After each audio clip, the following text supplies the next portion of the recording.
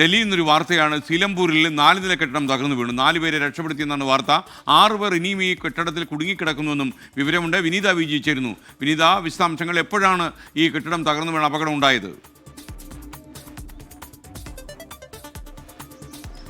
എസ്കെൻ, ഡൽഹി സീലംപൂരിലാണ് ഈ അപകടം ഉണ്ടായിരിക്കുന്നത്. ഗ്രൗണ്ട് ഫ്ലോർ ഉൾപ്പെടെ 4 നില കെട്ടിടമാണ് തകർന്നു വീണത്. ഈ അപകട കാരണം എന്താണ് എന്നുള്ളത് ഇനിയും വ്യക്തമല്ല. ഈ കെട്ടിട അവശിഷ്ടങ്ങൾക്കിടയിൽ കുടുങ്ങിക്കിടന്ന 4 പേരെ ഇപ്പോൾ രക്ഷപ്പെടുത്തി അവരെ പുറത്തേക്ക് എത്തിച്ചിട്ടുണ്ട്. അവരിൽ പ്രാഥമിക ചികിത്സ നൽകേണ്ടവരെ ആശുപത്രിയിലേക്ക് മാറ്റിയെന്നാണ് ഇപ്പോൾ പുറത്തുവരുന്ന റിപ്പോർട്ടുകൾ. ഒപ്പം തന്നെ 6 പേർ ഇനിയും ഈ കെട്ടിട അവശിഷ്ടങ്ങൾക്കിടയിൽ കുടുങ്ങിക്കിടക്കുന്നതായാണ് ഇപ്പോൾ പുറത്തുവരുന്ന വിവരം.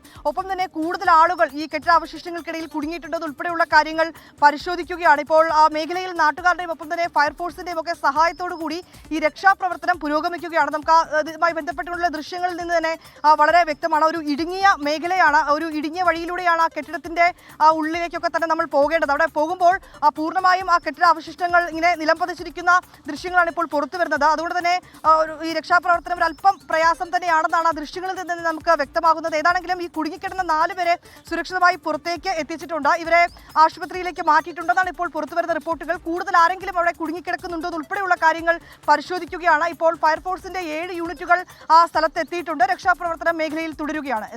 വിനീത വിജി, ഡൽഹിയിൽ കെട്ടിടം തകർന്നു. 6 പേർ ഇപ്പോഴും കെട്ടിടത്തിനുള്ളിൽ കുടുങ്ങിക്കിടക്കുന്നു എന്നാണ് വിവരം.